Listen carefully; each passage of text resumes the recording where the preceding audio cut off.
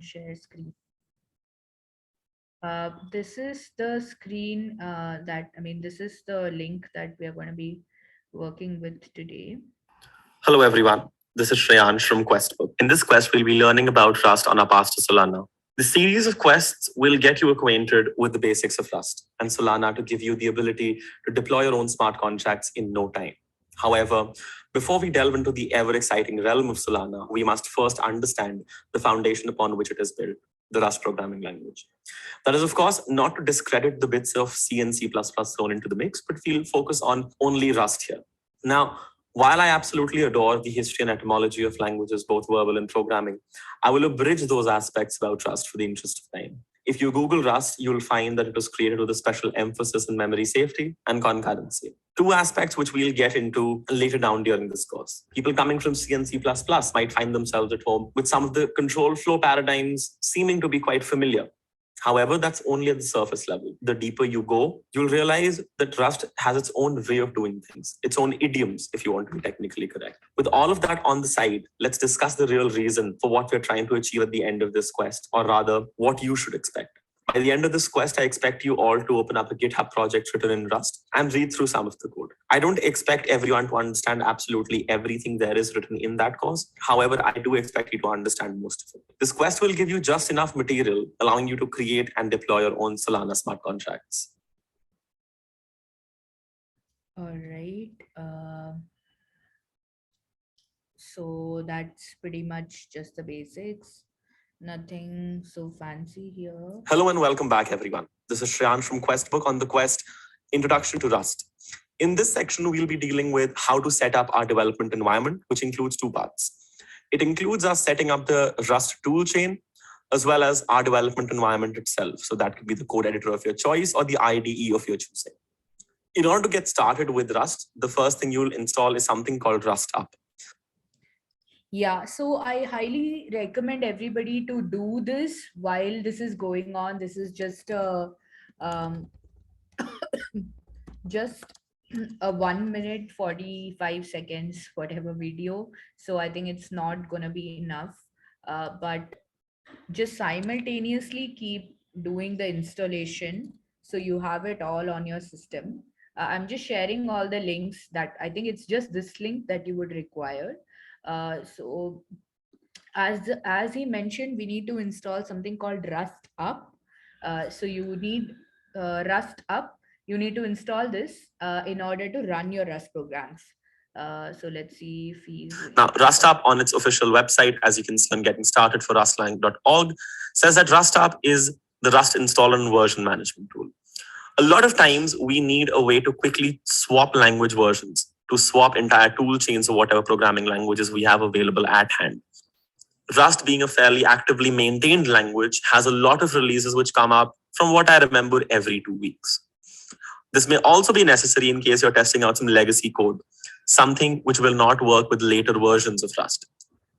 That happens sometimes when the programming language community decides that they want to drop support for a specific feature.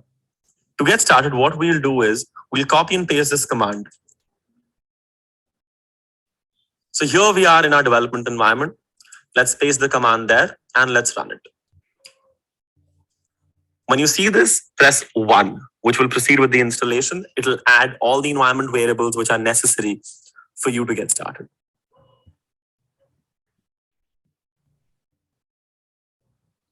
And there we go. Perfect. Now let's see if everything is working correctly. We'll do which cargo and we'll do which Rust C.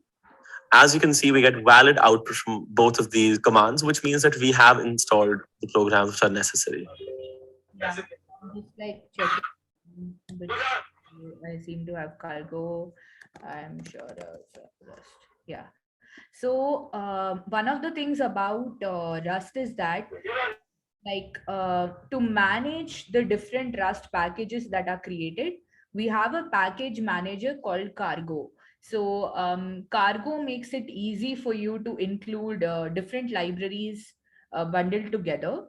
So you can access the different functionalities in Rust. So that's why it says Cargo. So Rust Up will install both the Rust C, which is your compiler, and the package manager cargo for you. So that's what is this installation about. Let us see this development environment. All right, I'm just gonna play this one. Hello and welcome back, everyone. This is Shreyansh from Questbook on the Quest Introduction to Rust. In this specific subquest, we'll be getting our development environment up and running to write some Rust code finally after so long. The first thing we'll be doing is we'll be setting up our editor of choice. In this case, that will be VS Code. I'll be leaving additional instructions in this quest description to get your specific environment up and running. All right, then. So now we have switched to the code editor, which in this case is, of course, VS Code. What we'll do first is we'll be hitting Shift Command X to bring up the extensions tab.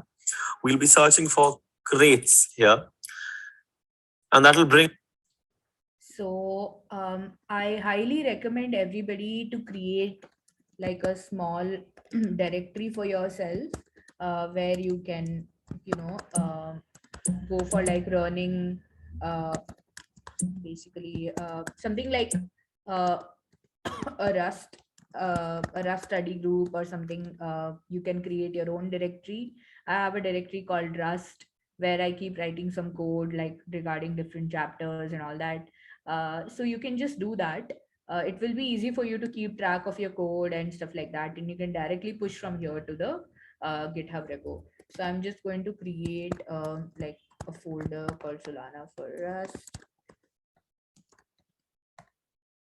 and my default editor is VS Code.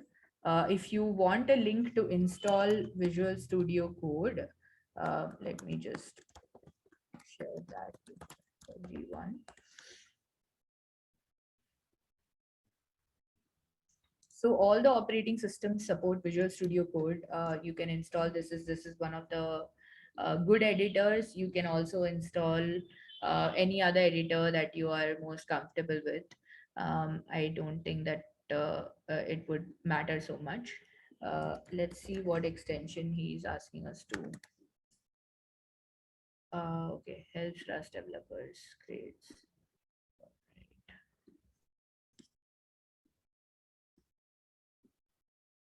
Bring up this extension. Dependencies within Rust are managed through a file called cargo.toml, which we'll of course see in just the next subquest when we start writing our first program. But first, let's get this installed. So it's already installed for me. The second thing I'll do is I'll be searching up for something called just Rust. And the first extension you see here with probably the most number of downloads is the one you want. Again, I already installed this, but feel free to click the install button here, and that's all. Yeah, I already have it installed. So, all right. So these are all couple of basic steps. I hope everybody is with me. If you have set up your development environment, we are going to go and start writing our first ever Rust program. It's going to be a very small program. It's not much. All of these are going to be very short quests. So I would say that if you have the time to spare right now, don't wait for watching the recording later. Just do this along with me.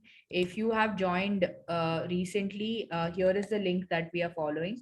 Feel free to just install the things. If you're getting stuck in installation, just ping on the chat and we will help you resolve the issues with respect to the installation as well.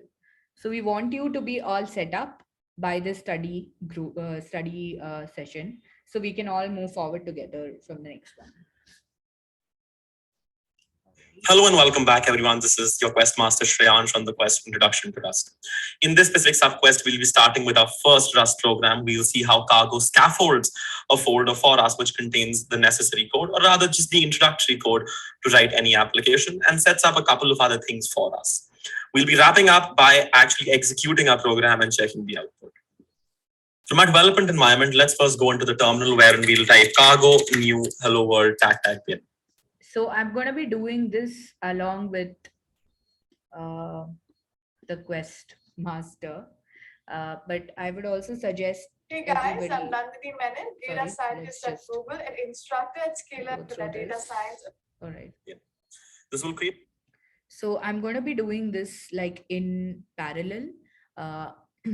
feel free to just follow me or follow the video, whatever you are following at the moment.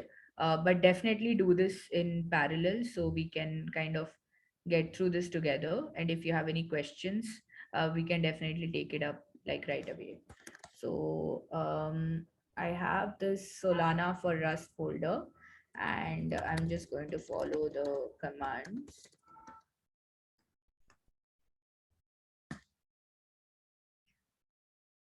All right. So for those who are fairly new, basically cargo new is a way to create a package in Rust. So if you see now, we have created a package called Hello World. We were inside the directory Solana for Rust. We have created a package called Hello World. Within this package, if you explore this package, you can see that there is a cargo. ওই একটা class চলছে Sorry, seems like okay. So if you get inside this package, you can see that there is a folder and there is a file. Sorry, here, other way around. There is a folder and there is a file. The file is called cargo.toml. So we can actually explore here. Let's just close the extension pad. The cargo.toml is something like a settings file, which tells us like, hey, here is the name of the package, or here are the details about the package. Name is Hello World, version is the first version, edition is 2021, and there are no dependencies in this particular package. So right now the dependencies part is empty. This cargo.toml going forward is going to be very useful, because whatever dependencies, whatever this package would have, whatever code the packages would have, all the dependencies and all the settings will go into this cargo.toml. As I mentioned, if you are fairly new to Rust, cargo is the package manager for Rust. It manages the packages by having things like information about the packages, the dependencies, etc. The other folder that got created with cargo new, this command, is called source. Within source, you can see by default, there is a file called main.rs, which is the Rust file that is being created. .rs is the extension for all the Rust code, right, that we create. Now, this is very simple code actually. We have a function called main. So main is a function which is the first entry point function in any Rust programming language, in any Rust program. So here is the function keyword. You can see that it is fn, and the function name is main. And what is happening here is there is something being printed, which is hello world. So this is the syntax for print ln exclamation. So exclamation says that this is actually a macro. We will study more about macros later. Print ln, this is just going to print hello world, right? That's what this entire program is all about. What I suggest is to just remove this entire piece of code as of now, right? And just rewrite this entire piece of code yourself, right?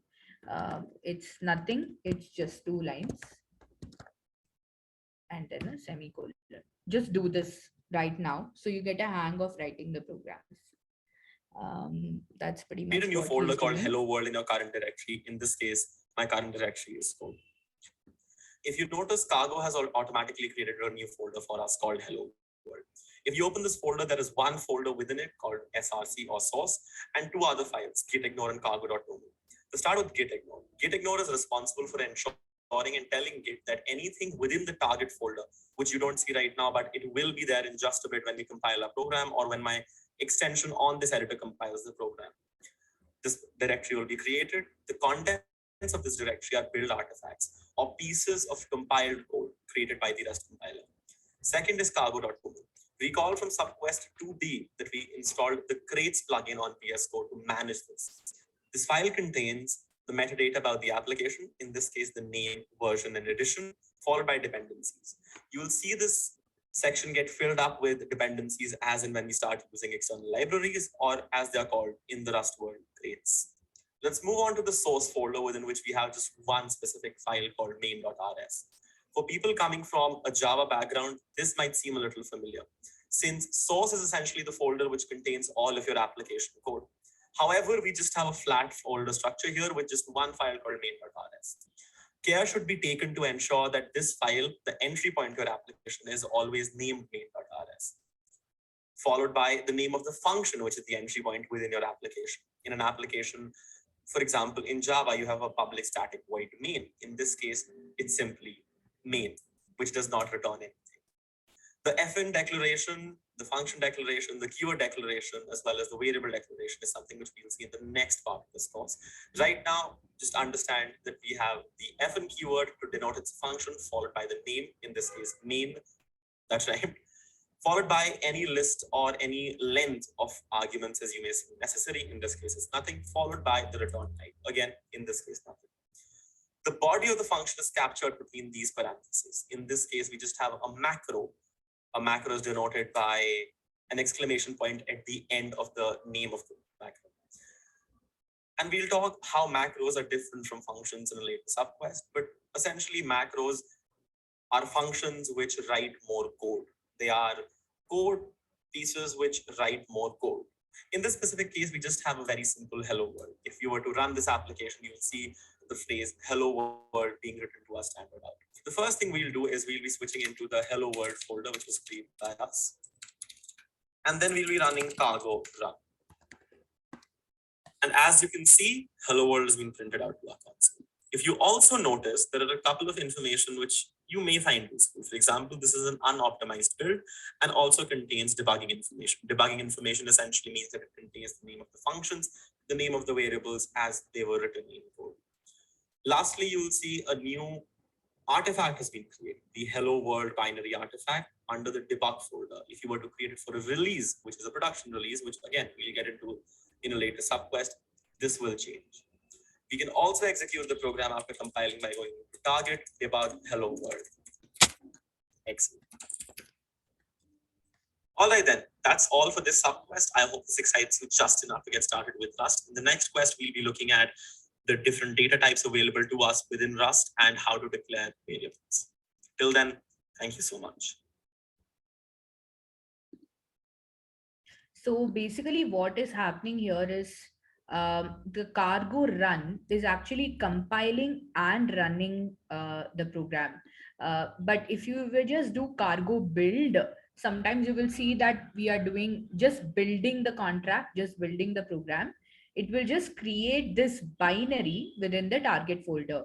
So that's why we ignore the binary under the git ignore.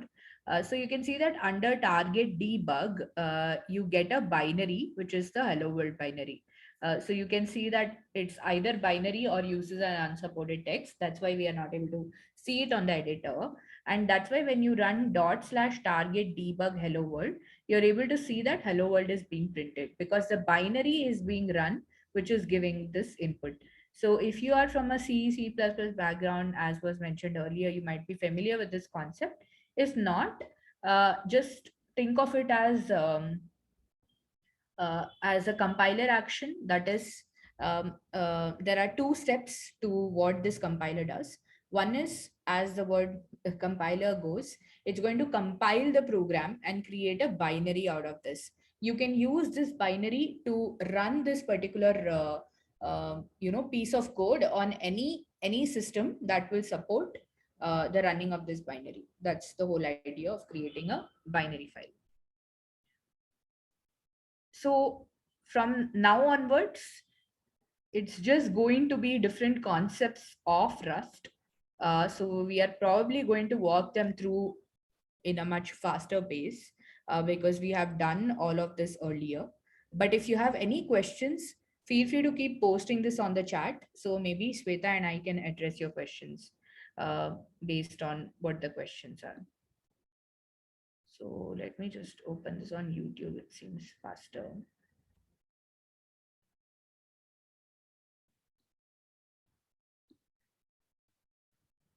The future of the web isn't just coming, it's here and growing fast. And all right. today, with unstoppable domains, you can secure your very... Hello and welcome back, everyone. This is your... hello world. All right. So, Vishal, it seems like you are running on Windows. So dot slash may not directly work for you on Windows. Let us see how to run this on Windows. I don't think dot slash. Am I right? Are you using Windows? I see that C drive.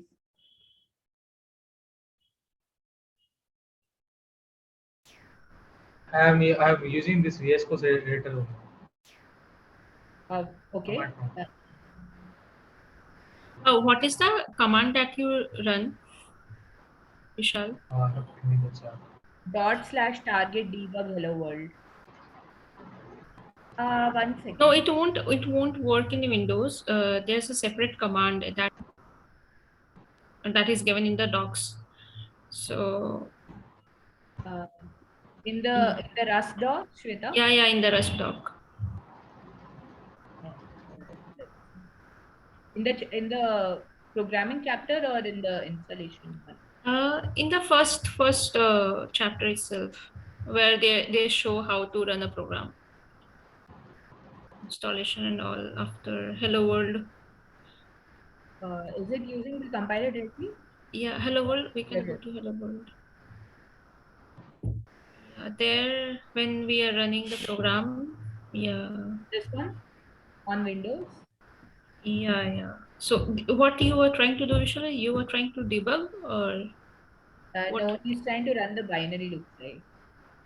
Oh, the binary. Okay. So here it is now main.exe. Yeah. Yeah. So it should be hello world.exe. Yeah. Yeah. So dot slash. Yeah. So Vishal, you can try this out Yeah. on your For computer. the beginners, I would really recommend go through this doc. This is really nicely Yeah. written. Instead of following any videos directly, just go through the docs because we have already completed most of the not most of the, I'll say up to chapter 4 and 5 we have completed. So Yeah. so that's why now if we move to some YouTube videos or anything, that will be nice. But just go through the documentation, Vishal. Because even the way you are running the programs will be different on different operating systems. It's Mm-hmm. very similar between Mac and Linux, which is what I have. I have a Mac, so it is similar to the Linux terminal, but I think for Windows it's slightly different. So once you get the hang of this, I think you should be good. Yep. Yes, that's also a good option to opt for WSL on Windows. All right. So I'm going to go to introduction to variables and immutable. Questmaster Shreyansh on the quest Introduction to Rust. In this subquest, we'll be looking at variables and a little bit on immutability. Immutability is what makes Rust different from the whole host of other languages. Let's discuss variables. Variables are essentially boxes which hold some value, which can be reused multiple times during the course of the function or the program, depending on how you use it. The simplest way to declare a variable is to use the let keyword followed by the name and an optional value. We'll use the println macro to print this out using the formatting directive, which is in the form of a curly brace. We'll then move over to our terminal and try running this, and as you can see, it prints out the value of 4 is 4. So let's recap. You declare a variable by using the let keyword, where the name of the variable is the one on the left. You follow that with the initial value of that variable. You can, of course, also have variables where you do not define an initial value, but those are very seldomly used within the Rust variable. So variables in Rust are actually very, very special. In that, they're not really variables. You cannot use their value. You declare a very variable. Guys,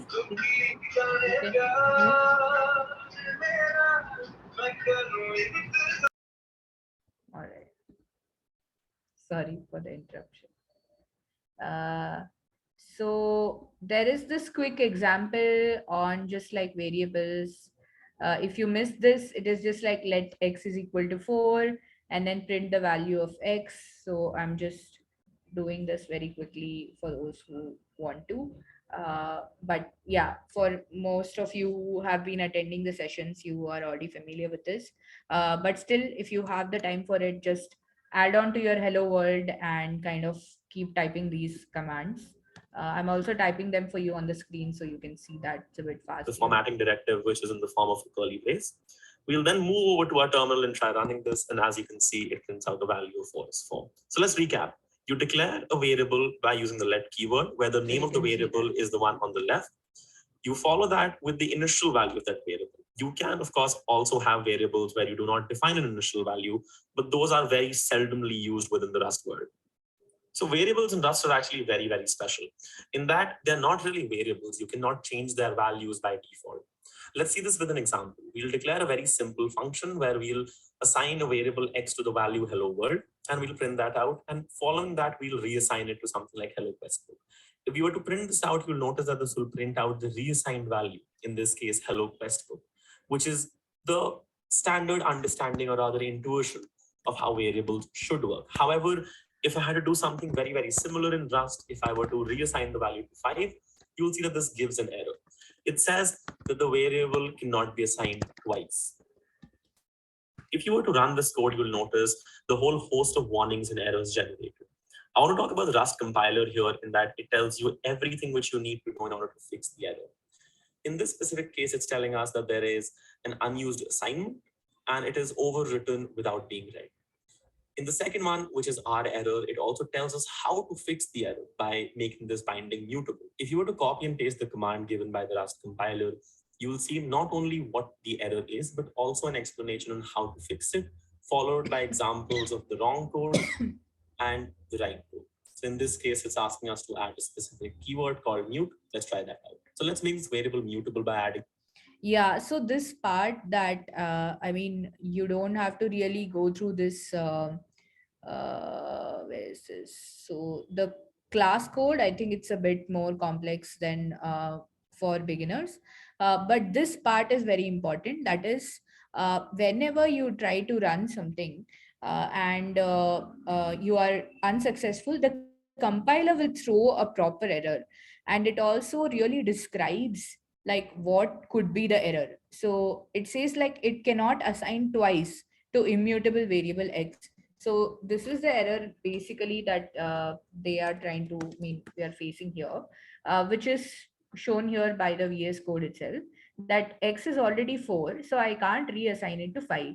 So it says cannot assign twice to immutable variable. But even if I save this and I try to run this, the compiler is going to throw like a proper error, cannot assign twice to immutable x. And it also gives you some kind of help. This is very important about the Rust compiler. That is, before you go looking for help elsewhere, it is important to notice that the Rust compiler itself will tell you what are the things that you could do potentially to be able to achieve the result that you want to achieve. So it says that here, why don't you make it mutable? So even if I say mute x is equal to 4, now my this particular error has gone. Now the next warning is that I'm not using the 5 variable anywhere, right? Well, that makes sense. But the idea, but our main error would be gone now, right? One second, I not save it. So you can see that the main error is gone now. It is compiling, but it gives me a warning that I'm not using 5 anywhere, right? The value that I'm printing is still 4. So the main takeaway I would say from this whatever explanation is that the Rust compiler is very, very exhaustive. It gives you the exact error that you are So in this likely case, it's to asking face. us to add a specific And keyword just look called at mute. the compiler and take So a let's look make at this what variable are the mutable by potential adding errors the in new your keyword code. after the let. I'll also copy and paste the print line macro just after the reassignment with a couple of changes. Let's rename the variable to x and let's also add the word So if I reassign. do a println Now, if you were to again, try running it's this, going you'll to see that the remove this value of 4 warning is also. 4 and the because reassigned I'm value of x is 5, which means that we have fixed our error. Now let's recap here. All variables by default are immutable in Rust, which means you cannot change their value. In order for you to change their value later down in your program or in your function, you need to mark the variable as mutable by adding the mute keyword in the declaration.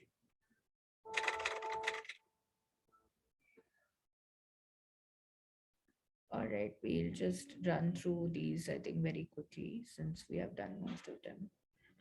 Just open them up in here.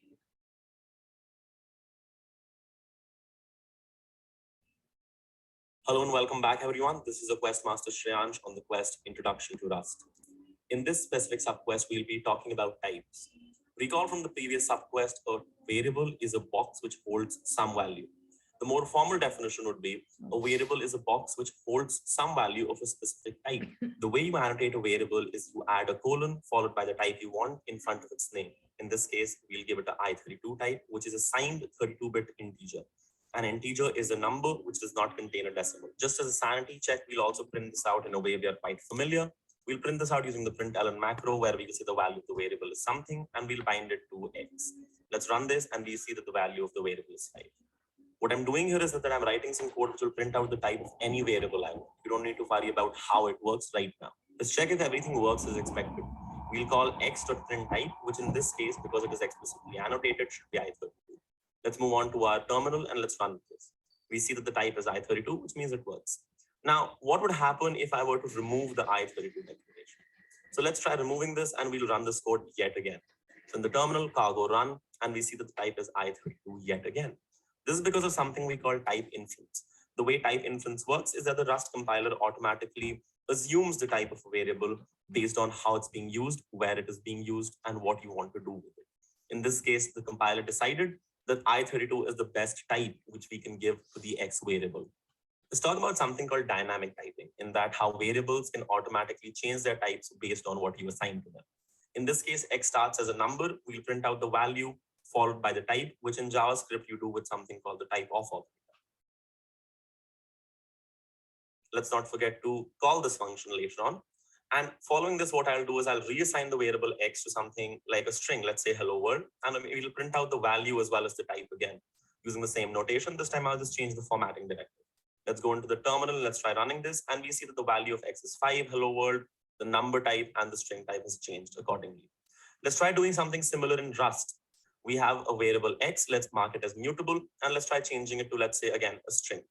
And what you will see that it gives an error, expected integer, found a string slice. Why is that?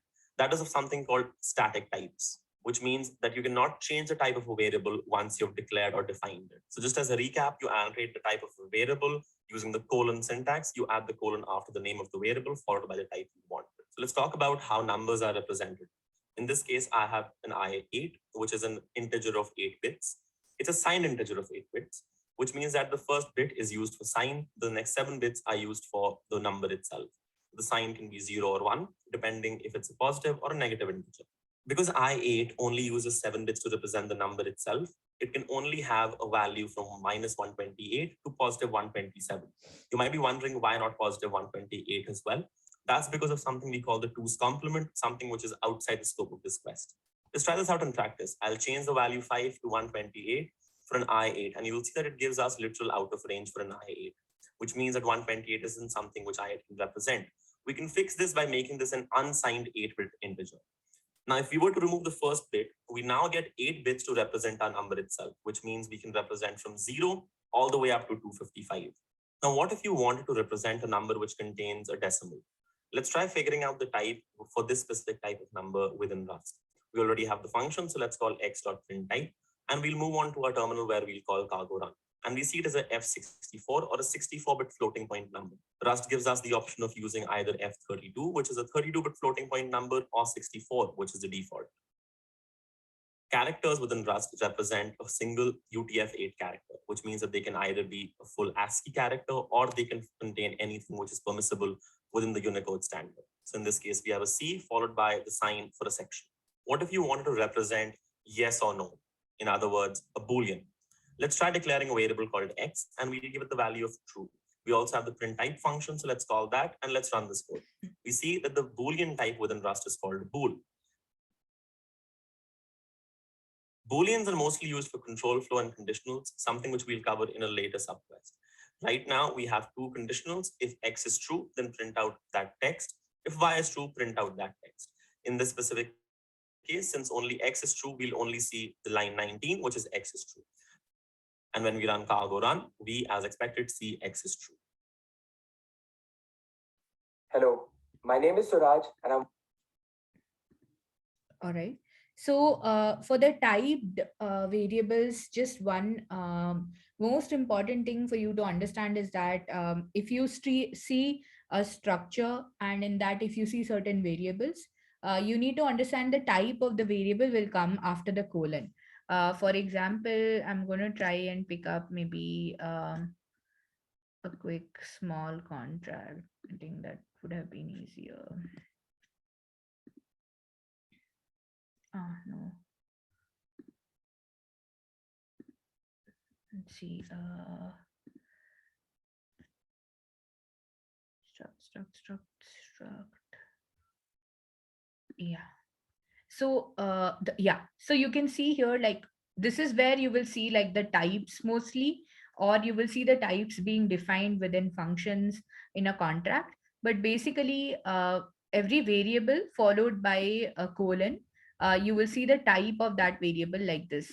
Now here you are seeing there are different types, like there are inbuilt types like U64, string, bool, and all the different inbuilt types that you generally see. There are also types that will come as you go into the Solana ecosystem. For example, there will be types that are specifically used for writing contracts on Solana. For example, it could be a type of an account. It could be a type of a public key. It could be a type of a longer, not just U64, but it could be a 128-bit word, right? So there could be different types that you encounter. But the main takeaway from here is, as you're reading through the contract, you can see that the type will be reflected post the name of the variable, right? There, I'm trying to see if I can just pull up something from a contract perspective as well.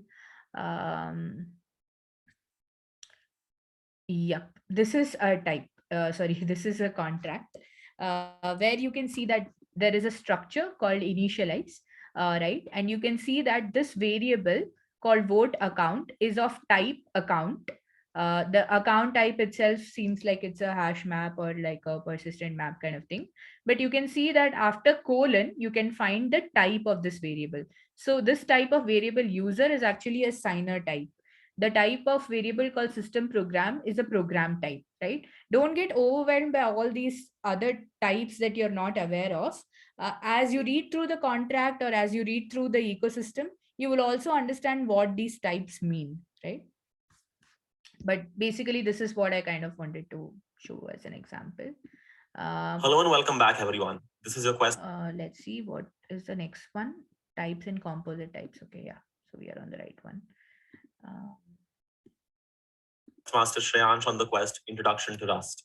In this specific subquest, we'll be looking at composite built-in types. Now that we're in the code editor, let's talk about tuples. Tuples essentially return a set of values of different types. Let's look at this. We'll define a variable called A, which will contain, let's say, a number, a string, and let's also include probably a bool. Excellent. And what I'll do here is that I'll print this out, and we'll print out the first element of the tuple. The way you do that is by the dot index. So A.0 in this case becomes the first element. Let's run this, and there we go. The first value is 5. Excellent. Moving straight on.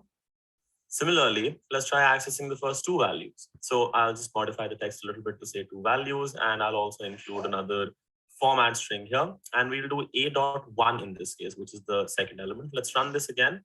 And excellent. We see the first 2 values, which are 5 and hello world. There are a couple of ways of accessing these values in a tuple.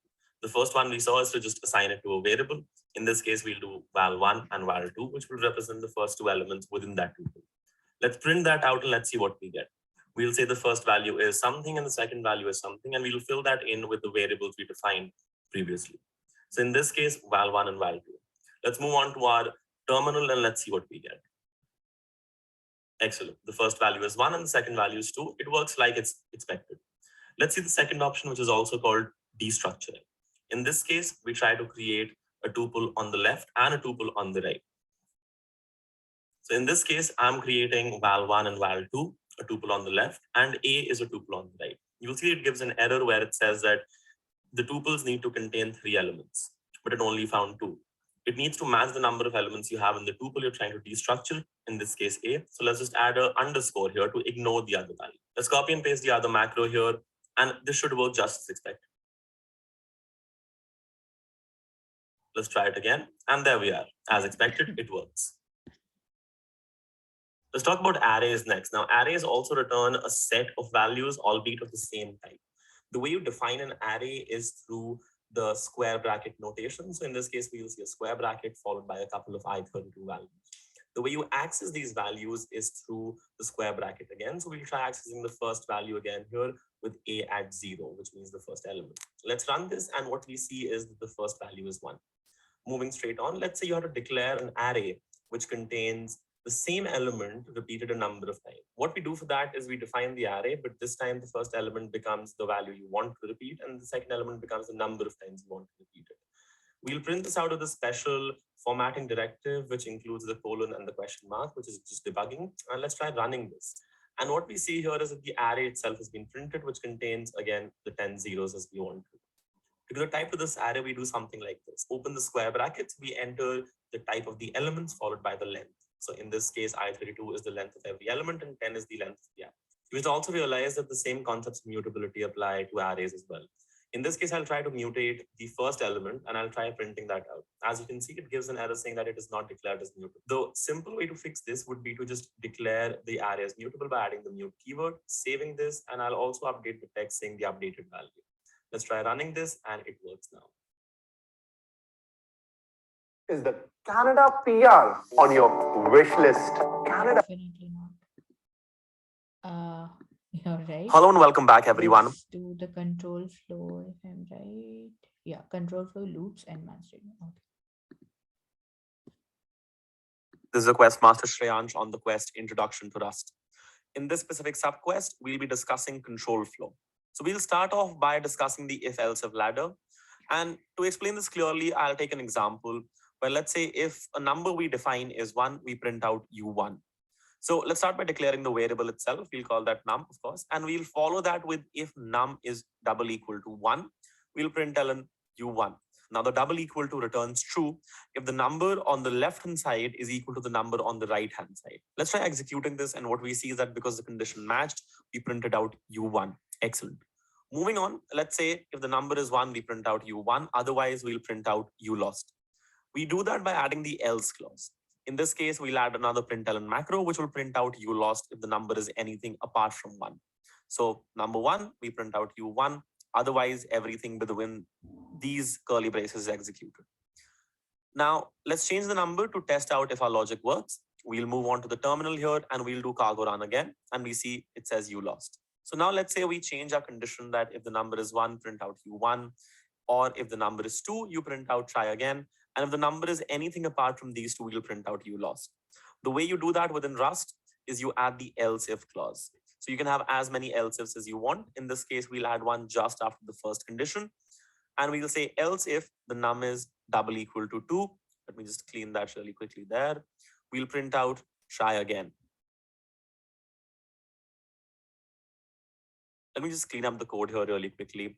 And what's going to happen is because the num is defined as 2, it'll first check if the number is 1. It's not, it'll move on to the next branch, which is else if the number is 2. It'll be true and it'll print out try again. And when we run this, we see try again. Beautiful. Let's change the number to 3 and let's see if this works. Moving again, cargo run, and we see you lost. Excellent.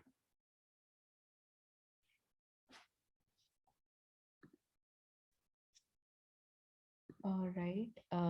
Let's do the loops.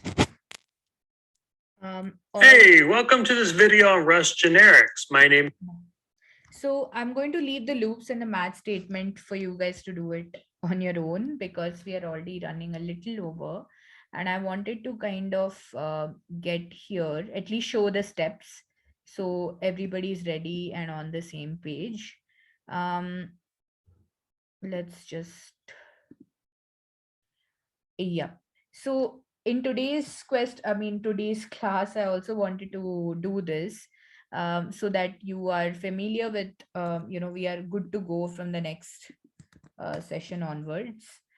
Here, they talk about downloading and installing Solana, right? Of course, the recommendation is to use a Unix-based command line for this. However, as one of our participants already mentioned, Subhojyoti, You can also kind of recommend using they use WSL2. Summary, yes. Can somebody all right. Okay, amazing. There's a really amazing summary by Gaurang, who has posted this on the chat. And he has put up all the points from the video. So that's really cool. Thank you so much. For those of you who I'm also going to paste this in our Telegram group. So I think for those who missed the session, that this would be useful. Let me just take a note of this.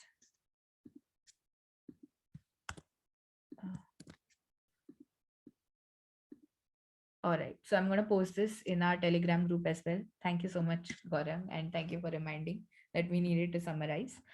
If you felt the videos were too fast, don't worry about it. You can do this also in your own time, which is what I highly recommend. Since most of us have done all of these chapters, I just did not want to spend too much time on this. However, we'll probably have some office hours for beginners, as I mentioned, where if you have any questions, you are stuck somewhere, we can help you resolve these blockers. For setting up Solana, it's going to be fairly straightforward. You can use this to, let me also copy some more. Thank you, Shweta. Shweta also has shared a link where you can see some notes that were taken by her at the beginning. Oh, wait, why don't we add these notes to the bib.so? All right, awesome. Yeah, thanks, Shweta. I think that's a great recommendation. So we can add the notes and give credits to whoever created these on bib.so, so others can kind of catch up very quickly. To install Solana, basically you need to run the script and install it. And once you have, so I have already installed and downloaded on my system. So I'm not going to do this right now. But if you have installed it, which is what I suggest, please do it by end of today if you can, irrespective of whether you finished all the videos or not. Just install this and keep it ready. Once you have installed it, you should be able to see that the CLI has been installed. Here it is version 1.7.10, but I would suggest to install the latest one, which is 1.2. Probably mine also might be slightly older, I'm not sure. But you can also install this version. And once you have downloaded it, you can see whether it's been installed properly, and it should show you the version that you had installed, right? You can check for the latest version and install that as well.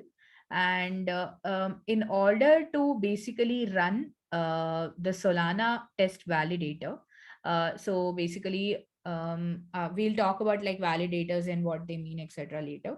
But just in order to deploy the programs or run the Solana local blockchain on your network, you need to run this command. So you can just run it like this. So you can see that there is a local Solana blockchain that is running on your system. This is not mandatory. We can also use existing networks like the DevNet, the BetaNet, and etc., the testnet, etc. But if you want to run a Solana local blockchain, you should be able to run this command, and you should be able to see that you have a local blockchain that is running on your system, and it should give you a JSON RPC URL. Once you're done with this, you can create a new account for yourself, which will require you to run this command called Solana keygen new. I'm just gonna run this here. Okay, so don't worry about this because I already have a lot of keys generated in this. If I need to generate a new one, I probably have to use the force flag. So it asks me for a passphrase, which I recommend. Once you have given this a passphrase, it will give you a mnemonic, which is something that you would need to save, which is using that you can recover this account. And once you have created an account for yourself, which is a local account on the local blockchain that you are running, you can airdrop some amount of SOL tokens into the account that you have created, right? So for example, here you can, here what we are doing is Solana config set. So you are setting the URL to your local blockchain. This will set correctly only if you are running this local blockchain. If you're not running this, you will run into some issues. We can change the config URL later to point it to some other networks that we can use. But in order to receive money on your local net, you would need to set the config to your existing blockchain that you're running, and then run the command Solana airdrop 10. This will airdrop 10 Sol into your account that you just created using this keygen, right? The new account. And once you airdrop 10 and check your balance, you should be able to see that you have 10 Sol in your account. This is all that you need to do for at least by today, by end of this week. For the next week, we will take a look at the Hello World program that we have created. The Rust program that we created, the Hello World program, the Solana program will be slightly different because it will have some libraries and things like that associated with that. So in the next session, we will write our first ever Solana contract. It could probably be Hello World, or we may pick some things like having little more lines of code, and we will deploy that onto the accounts that we have created and onto the Solana blockchain itself. So these are the things that we will do in the next session. Before that, for beginners, highly recommend to go through some basic concepts. Let me share, like common programming concepts, chapter 3, understanding ownership, chapter 4, very, very important. Using structs, so understanding structs and how they work. Enums, not that important. You will get them as you get the flow. The match control flow is very important. What does the match statement mean and things like that. And some understanding of error handling, right? So I would say chapter 8, partially chapter 6, and chapter 3, 4, 5. These are the chapters that you should definitely have like a good stronghold on if you want to start writing full-fledged contracts in Rust. And we'll also try to have some more beginner friendly notes. We have a lot of videos in our collection that we can share of the past sessions that would be helpful. And once you have these in place, you will be able to easily relate to the contracts that we are writing. We'll also be creating a structure and sharing for the next upcoming weeks what are the contracts that we are likely to go through. And even based on those contracts, we can even try to share the GitHub repos early on. So based on the concepts that are covered in those contracts, also you can come back here and study those respective Rust contracts. So that's the idea. And Shweta, do you have anything to share? Awesome. Yeah. No, I guess you have summarized it really well. And from the next session, we will start working on Solana and how we can write Rust language, Rust programs on Solana. And we'll also try to share